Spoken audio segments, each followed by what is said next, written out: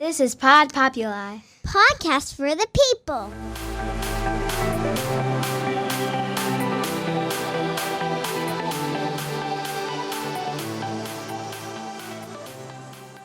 Hey, Ryan, good to see you this morning. Welcome to the Born or Made podcast. Hey, thanks for having me. Yeah, it's great to have you. So where am I talking to you from? Where are you at right now? What city? I'm actually in Port Charlotte, Florida, which is, I'd say, about 90 to 100 miles south of Tampa. Oh, okay. So you're on the West Coast. Yeah, I'm on the Gulf side. Yeah, We've been getting pounded with rain, which Oh, really? I'm originally from California, so I don't see the rain.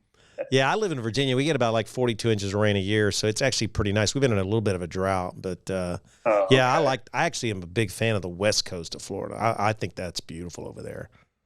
Yeah, it's nice. It's interesting. People are very nice. I mean, it's different.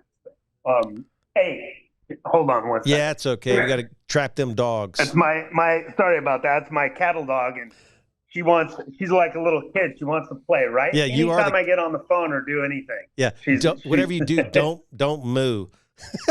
Exactly. Be like, hey. So I like to kind of start off with everybody's backstory. So where were you born at originally? Where you said California, I think is where I read. Yeah, I was born in Redwood City. It's funny, I can tell you a real quick funny story. My parents were on the way to a Dead concert. My mom being 9 months pregnant. So I think I always was going to be a wild man, I'd so say to speak. So I guess they were driving up there, and then, water broke, boom, pulled off in Redwood City. But I grew up in a little town called Los Gatos, which is right next to San Jose. So Silicon Valley. Okay. Big computer, obviously, area. Yeah, big time. So did you stay in that area your whole life as a kid growing up, or? Yeah, I did. And then I actually I went to Chico State for a little bit. I don't know if you know the backstory on Chico State, but it's pretty wild. I was there for a semester. I got a 0.92 grade point average. Didn't even get a 1. So, not even 1. And my parents were so pissed. They go, I was gonna say, all right, you're gonna go, do something as far as like construction, because my dad's been in construction for years. So I go, you know what? I'm gonna go do MMI. I went to motorcycle mechanic school down in Arizona, Phoenix. Mm-hmm. Had a great time, learned everything I could about bikes. But as I was growing up, I was kind of a square peg, round hole. All the rich kids, when they were 16, all my friends, they got BMWs, Mercedes. I had a 1988 Ford Ranger, and I bought my dirt bike when I was 16. I raced when I was a little kid, but my parents were like, you're getting hurt too much. So they got me out of that. And I've been obsessed with motorcycles. And so I was just like, okay, I'm going to keep doing this. But I've always been good with my hands. I just, when somebody's lecturing to me about stuff, and no offense to anybody that's watching this, but the people that teach are the people that don't do. And that's my thought process. I think I think coaches in the NFL are great, but they weren't great at football. So they have to coach. And there's a place for everybody. So I think that with me being dyslexic, I had a major problem with reading and understanding stuff. And the partying was one thing. I'll take that in accountability. Has nothing to do with nothing to do with dyslexia. No, not at all.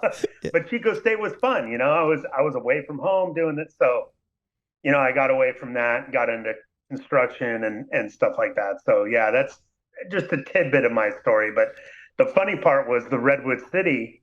I'm hearing this as I got older. I was like, you were going to a Dead concert? Yeah, no kidding. That's just wild to me. Absolutely. That's so funny. That's a great story. You gotta hold on to that one.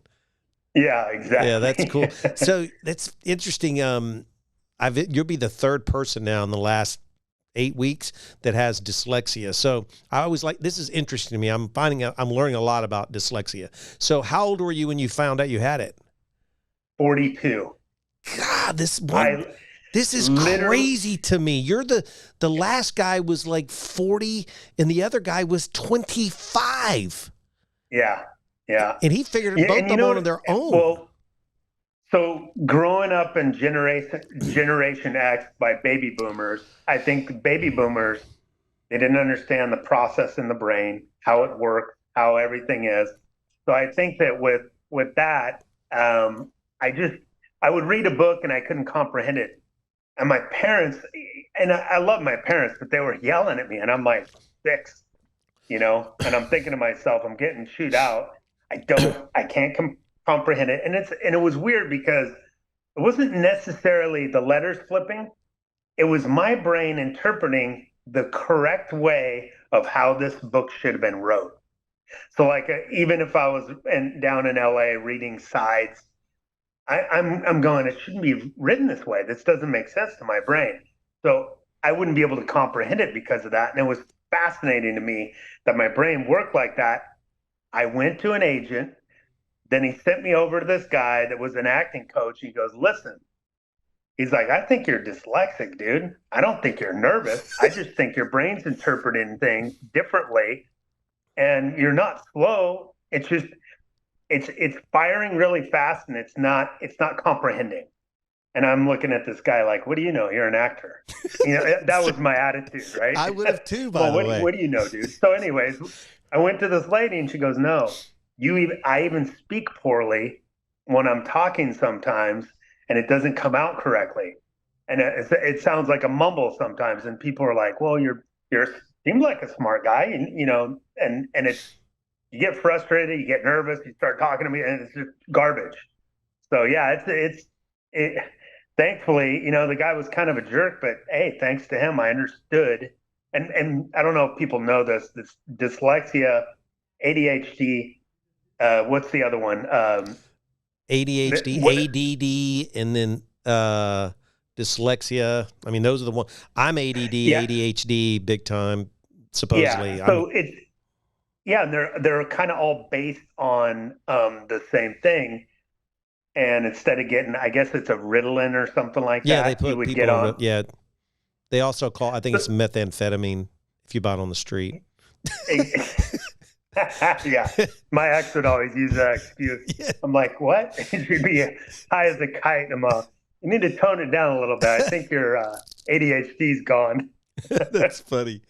Yeah. So did it help you when you found out? Yeah, it actually did. And it actually made me love myself more, which is crazy, right? You think about this stuff. 42 years, a guy like me, I'm a blue collar dude. I actually love myself more because then in my brain, I'm thinking, I'm not stupid.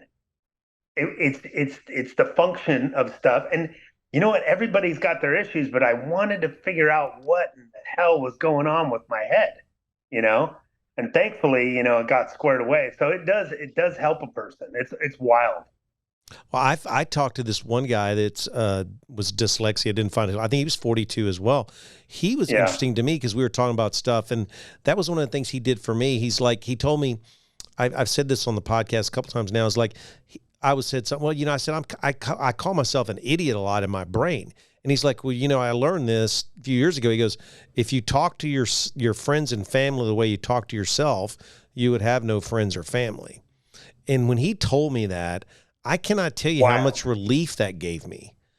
And then the other thing he told me, isn't that wild? Yeah. And the other thing he told me, he goes, I said, well, I just wish this guy was an artist, like great artist, like can draw anything.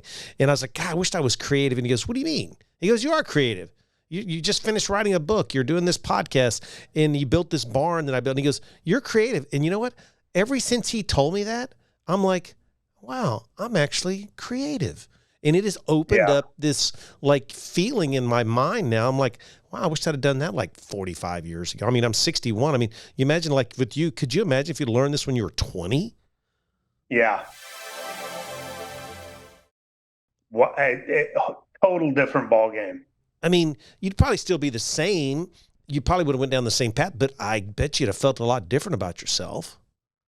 Yeah, I think I would have felt a lot different. I think my path would have been very similar. So as a kid, I think I always thought of,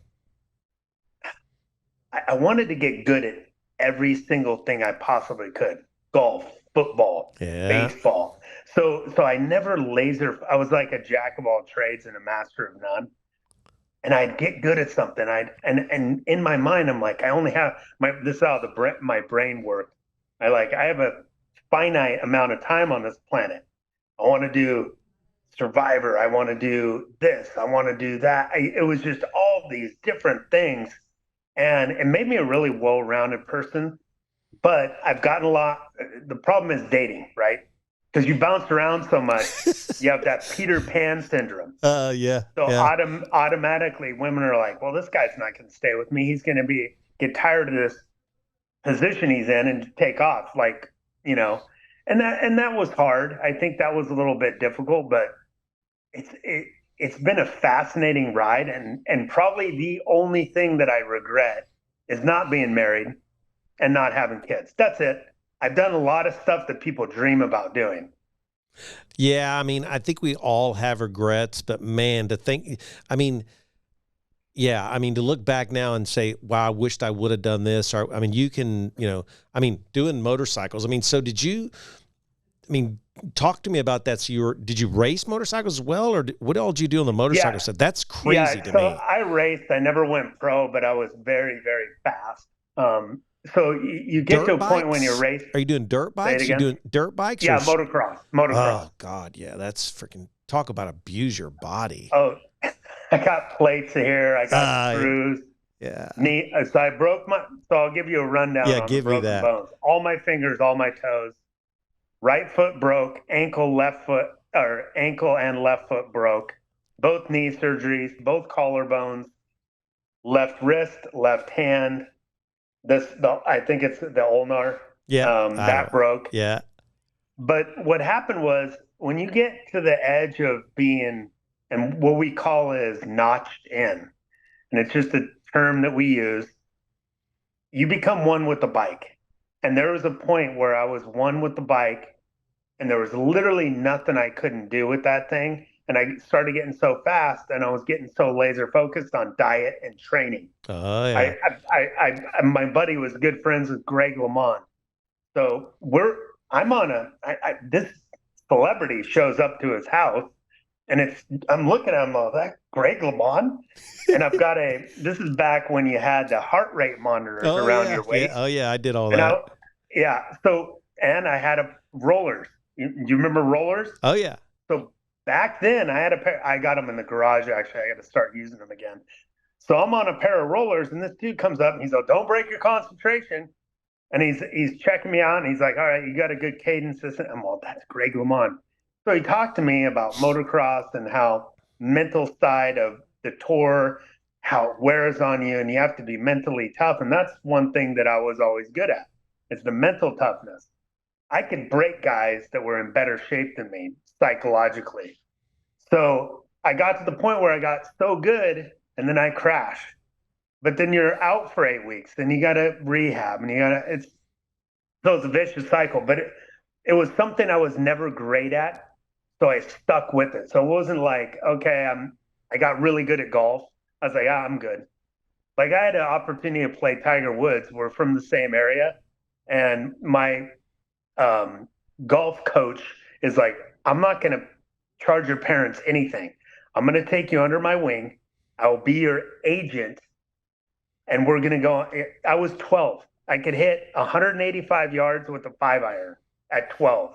I was an animal. Oh, now I go over to the golf course and mess with guys, and I'll point at a stick. I'm all, oh yeah, blue flag. And they're getting mad because they got all this garb on, and I'm just knocking, and I can chip and putt. But I got bored with it. And I was like, I want to be a professional motorcycle racer, race supercross, and be paid by Suzuki or Honda or Yamaha, 𝗕𝗁𝘁. It was just in my brain and never left. So I think that, that was just a brutal part of kind of learning your psyche and how tough you are, but it was good for me because I needed a little ego slap. I started getting too cocky with stuff. Well, when you break bones like that, I mean, that's got to knock the ego down a little bit, doesn't it? I mean, no, not at all. You know what I was saying to Really? the doctor? How long does this take to heal? That's what I was doing. But if I couldn't use my shoulder, I was trying to get on a stationary bike. so I lose cardio in Right. pain, and the thing's moving around.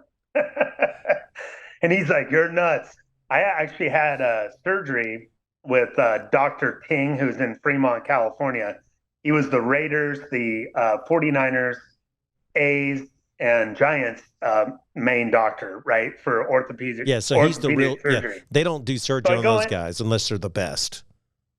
Yeah, and I go, "Hey, so I want to do both knees, break my ankle, and do that." So I did 3 surgeries all at once. He goes, "Not one football player has been like." They were shocked. I walked out of there after I had my surgery. My right knee was still damaged.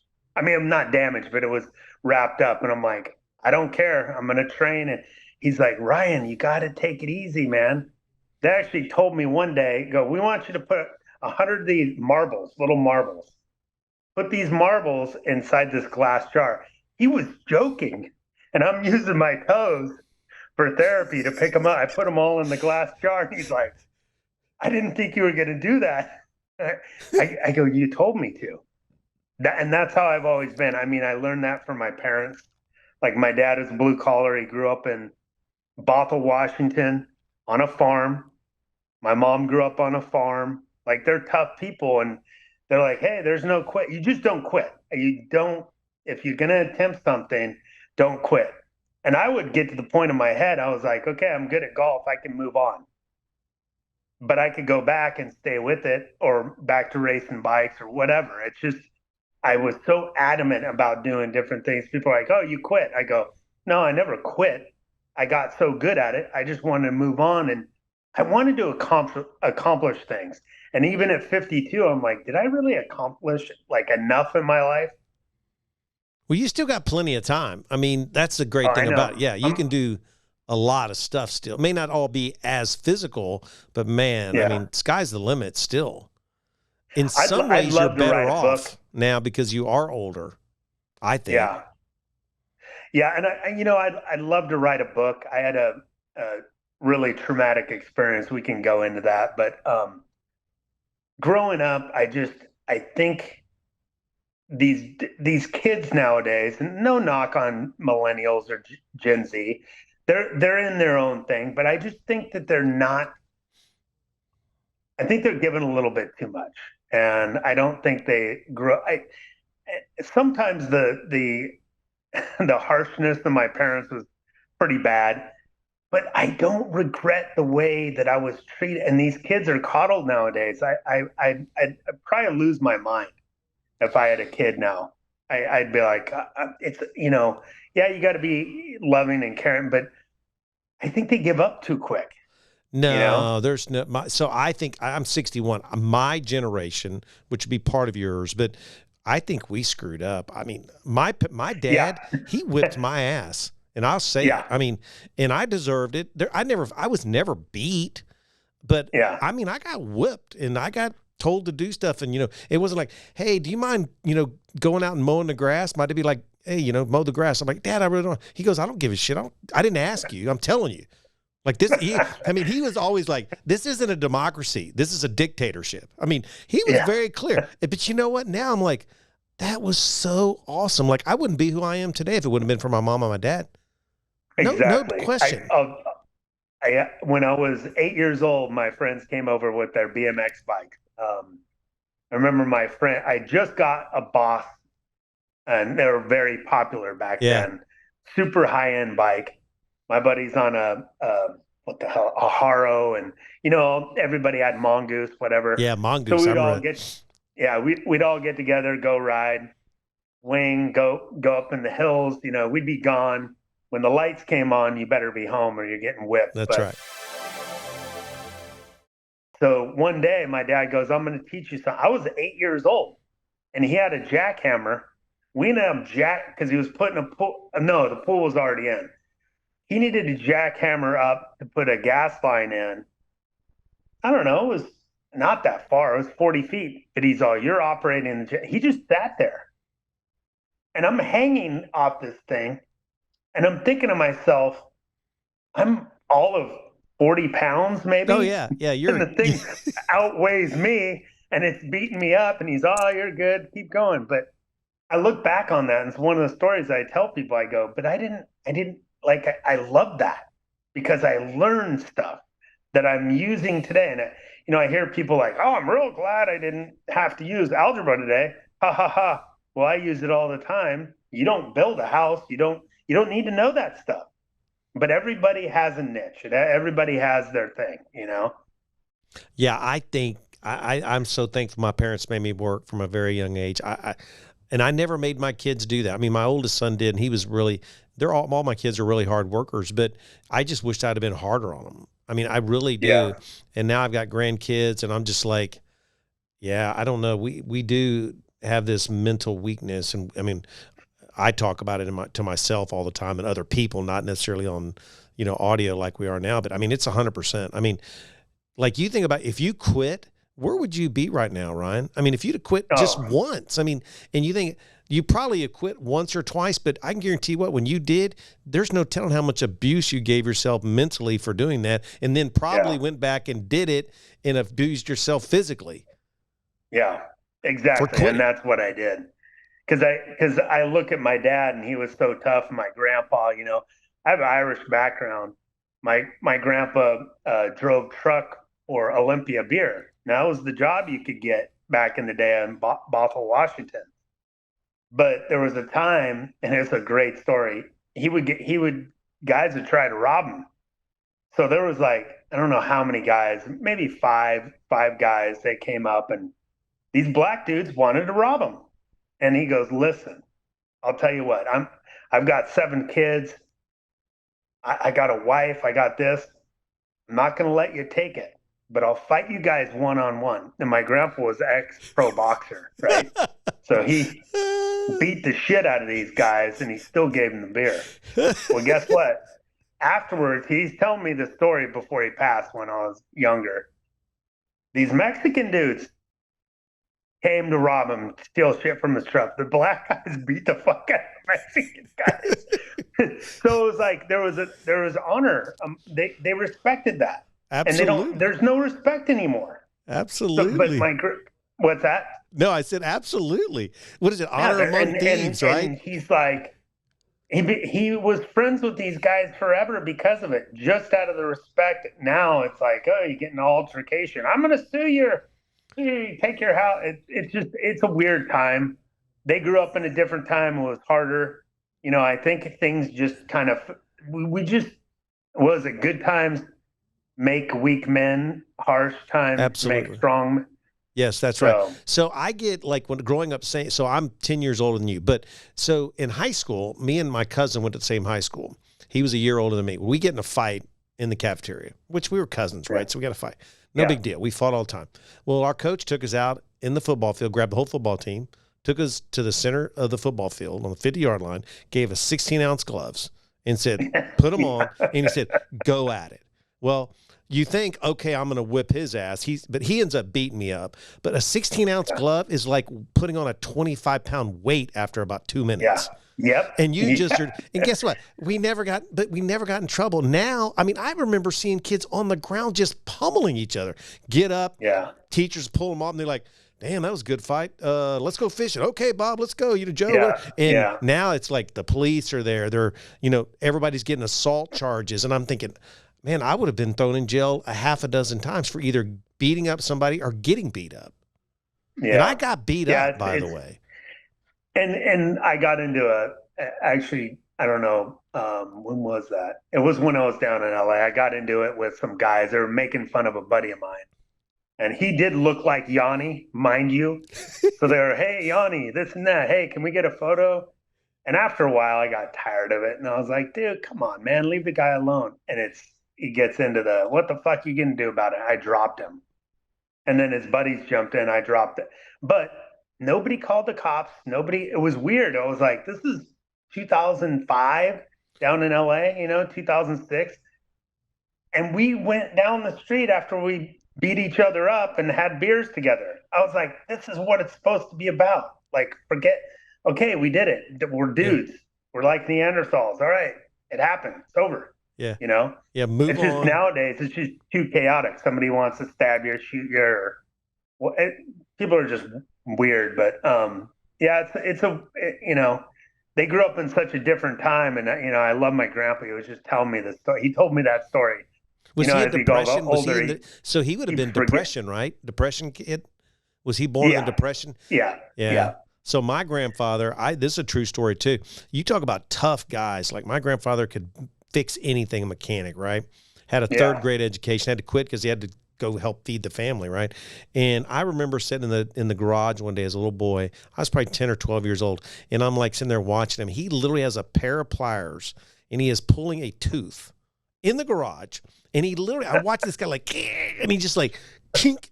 And I'm like, my eyes are as big as saucers, and he's just like, well, glad I got that thing. That thing didn't bother me for days, And you're just like, that's tough. He's like, oh, the roots hung up a little bit. Give me a scissors. It's so bad. I still So remember crazy. that to this day, and I'm just like, that's freaking tough. Yeah. And it's a different. I think a lot of it well, when I was in high school, we had auto shop and wood shop. What Yeah. else? Metalworking. Yeah. But we also had social studies with the girls where we would learn how to make cakes, and Mm-hmm.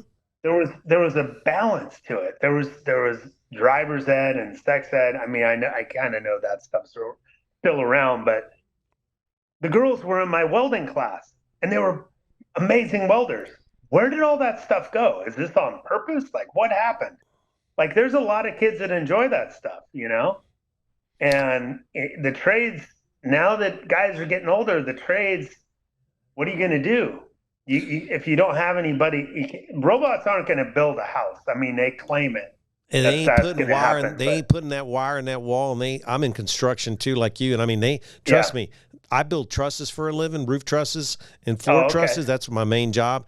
Those trusses aren't getting set by robots. Those, I mean, they're still, and it's funny now, finally, my generation had a lot of pressure for my kids. Everybody had to go to college. Like if you didn't go to college, you were a loser. Well, now all of a sudden, I always tell people all the time, I was like, yeah, when it's 115 degrees outside, you don't give a shit where that kid went to school. You want your air conditioner fixed. And by the way, he's making $45 an hour and he's charging you $100, right? So it's suddenly that skill is finally now people are like, oh, you don't need to go to college. Really?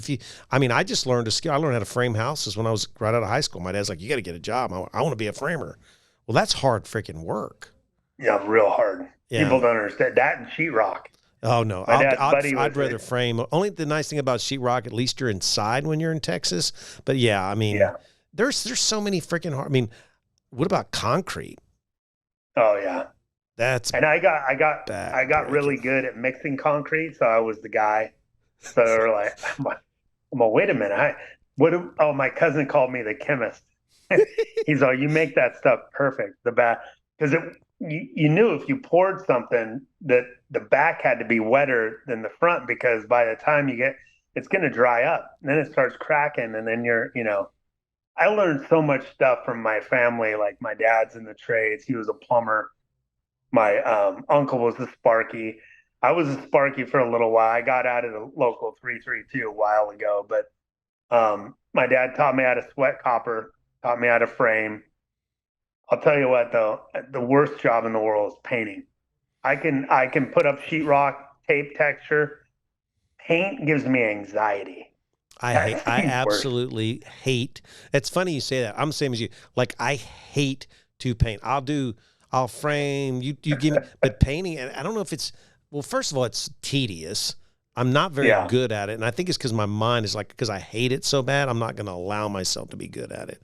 But yeah, my wife loves to paint. Yeah. It's strange. Maybe our brains are just, going a mile a minute, and you would think it'd be calming, but it's really not. I thought I would like it, and I'm good at it, because when I do something, I'm not going to, not be good at it. But it's weird. It's just a strange thing. Painting's just off for me. Yeah, that's funny. Yeah, Yeah, I learned something new. That makes me feel better. So, we'll go back to some of your other stuff. So you were, you did all this motorcycle stuff, but I know one of the things you did was a Survivor. So Yeah. how do you go from some crazy loon riding motorcycles, breaking all your bones to on Survivor of all things? So I actually thought it was the dumbest thing I had ever heard of. I actually saw a newspaper article. Well, I think Jenna Lewis was in it, Hatch, Kelly Wigglesworth, but it was just an article. It said Survivor, $1 million. And I'm thinking, are these people out there killing each other? It didn't process. My mom goes, oh, you got to watch the show. I think you'd be great on it. And I think it was maybe 3-4 episodes into the first one. And I'm like, this is the stupidest thing ever. But it was a thing between me and my mom. I'd come home after work. I'd go over, see her. And my dad wasn't really into it. He'd watch a little bit. We'd sit down. So that was our Wednesday. I think it was Wednesday nights at 8. That was our Wednesday night back then. And we would just hang out together and watch it. So it became a mother and son thing. And I'm a mama's boy. I love my mom. And I just sit there and, it became a cool concept. I was like, wow, this is interesting. So I literally applied, but it was more for her than it was for me. So I ended up not getting, so I believe I was an alternate for season 3, season 5, 6, and then I got on season 7, which was Pearl Islands. And at the time, I kind of really didn't care to do it, but she was so excited. And she was funny too. She'd be like, either you'd be the first person voted out, you'll finish in the middle, or you're going to win. Nowhere else. And I'm like thinking to myself, why the first? This is what I was thinking. Yeah. Why the first person? Because you got a mouth. You need to control. So I learned from her and watching the show. I'm going to take kind of a back seat to this. Let somebody else be the leader. Let them do whatever. I'll just kick ass in challenges and do what I need to do. Be the provider and stuff like that. But she was right. I ended up halfway through getting voted out. And I didn't win. I didn't play the correct. I was too nice to the other tribe when we merged. So they're like, we can't have this guy around. He'll win. So I was like, when I got voted out, I knew it was coming.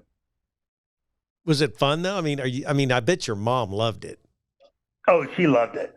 It was great. The first episode was a little unnerving because we were pushing a 500-pound cannon through the jungle, and they gave because that's what everybody does, right? Does that for a living. That's crazy. That's funny. What did I say? No, I said that's funny. So that's because that's what everybody does is pushes a 500-pound cannon through the jungle. Exactly, right?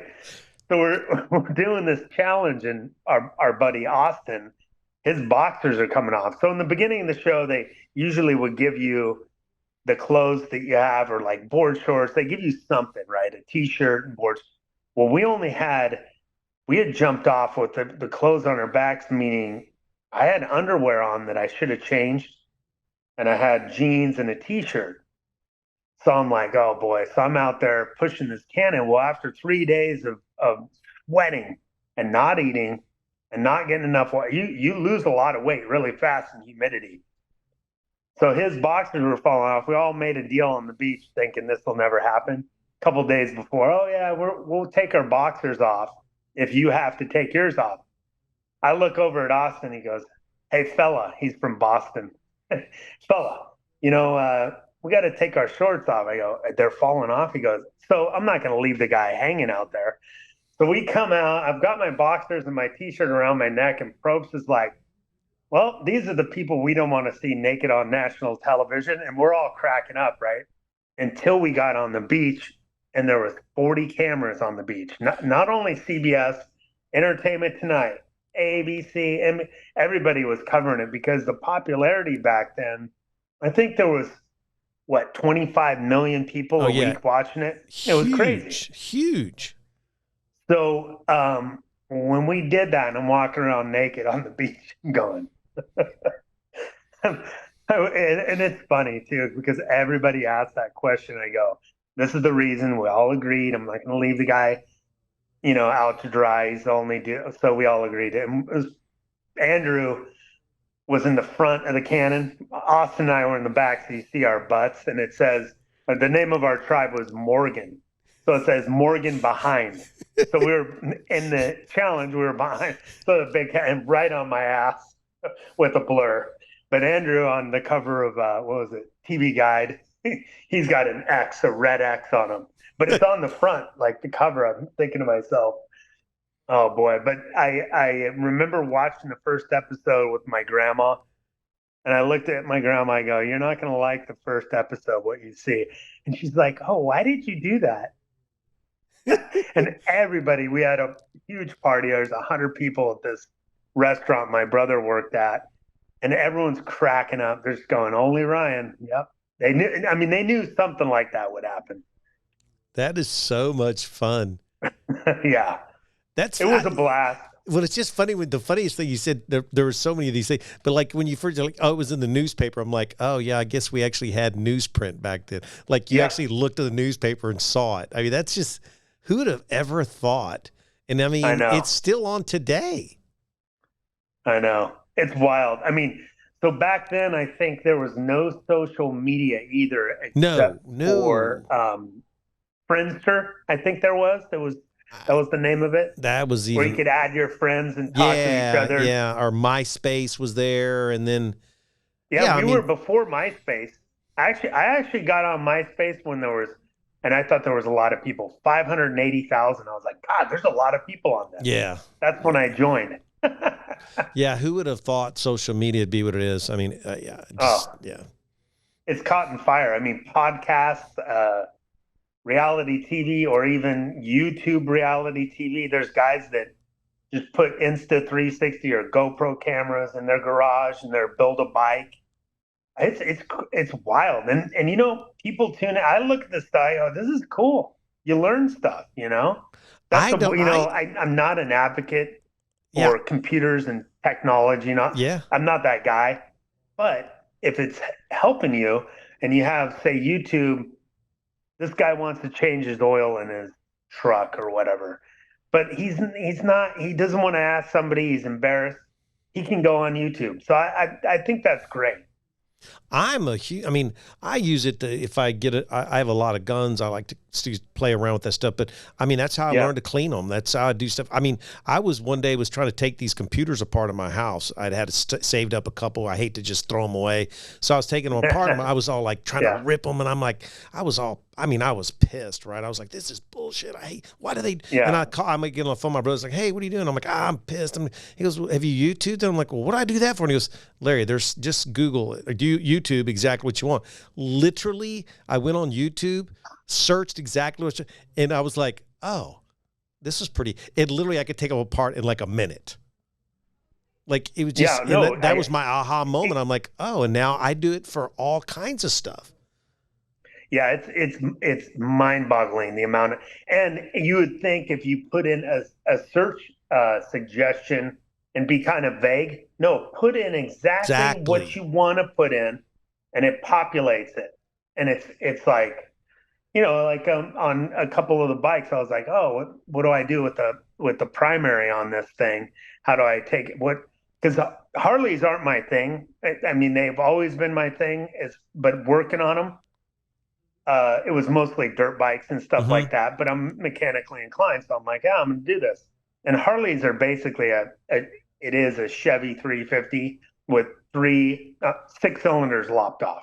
It's basically the same thing. Interesting. The older Evo motors, obviously not a knucklehead or a panhead or whatever, but it's interesting that you get these guys, they're YouTube mechanics. They learn from other dudes and they learn all this stuff and they do great builds, and I want to get back into the welding aspect and build my own frames.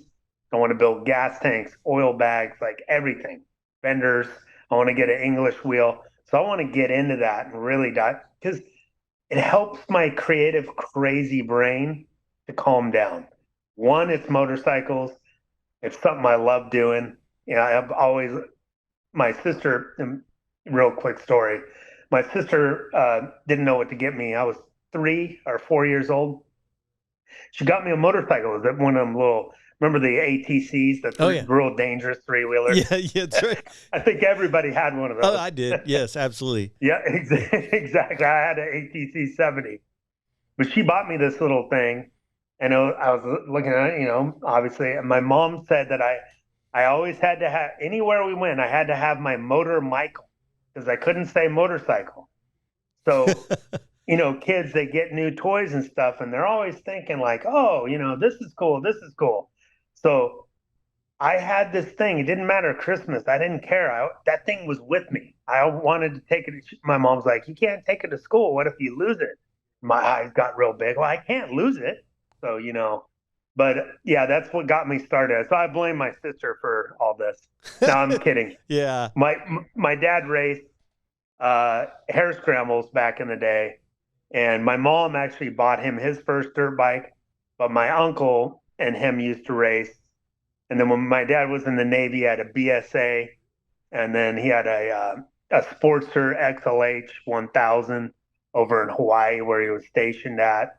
But and my dad was actually a stunt rider in a movie. Back then, you'd have a open audition at a motorcycle shop.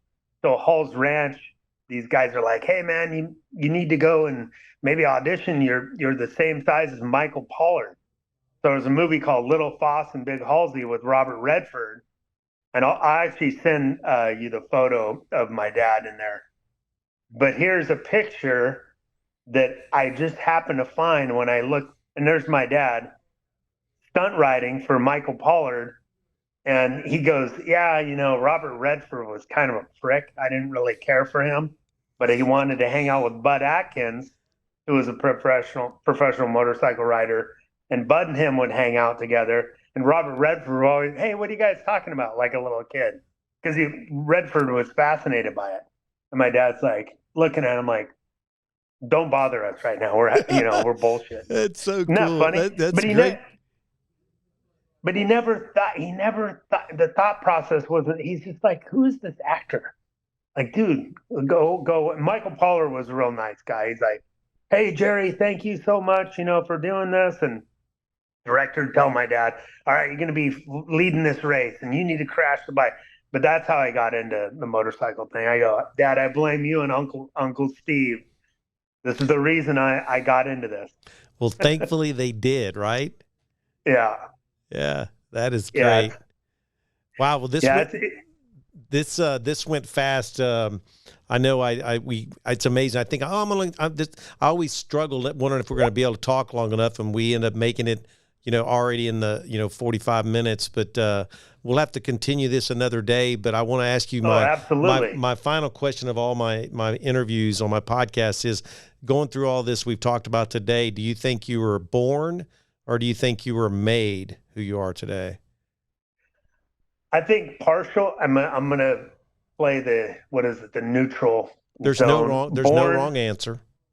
Yeah, I'd say born because of my pops. Because of the stuff that he taught me, and then made along the way. Like, he taught me enough. He showed me the door, and I walked through it. Absolutely, that's great. Actually, no one's ever said that. Yeah. Yeah. Yeah, you were born, but he showed you the. We can talk about this later. My dad and I didn't have the best relationship growing up. He was very, very harsh on me, but I see a lot of me in him. So it's like, you know what? You can bitch so much about stuff, but sometimes you got to own it.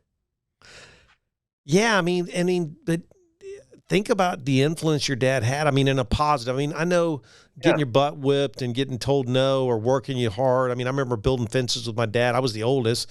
I didn't have a choice, and at the time I was like, and now those are some of my fondest memories at 8 years old, building fences with my dad in Texas when it was a freaking 100 degrees, and just what a great memory. And, at the time I didn't realize it, but, thankfully I did.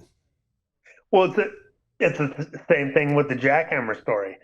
Probably had that never happened. And my mom used to coddle me. So my dad was rough on me. My mom would coddle me more because she knew. And the balance was good. But had she had more influence, I don't think and my mom she's great. I love her. But I think that if they baseball parented me a little bit more, you know, things would have been this way or it would have been this way. It doesn't matter. I turned out the way I am because of both of them. That's great. Well, thank you very much for being on the Born or Made podcast. All right. Thanks for having me. I appreciate it.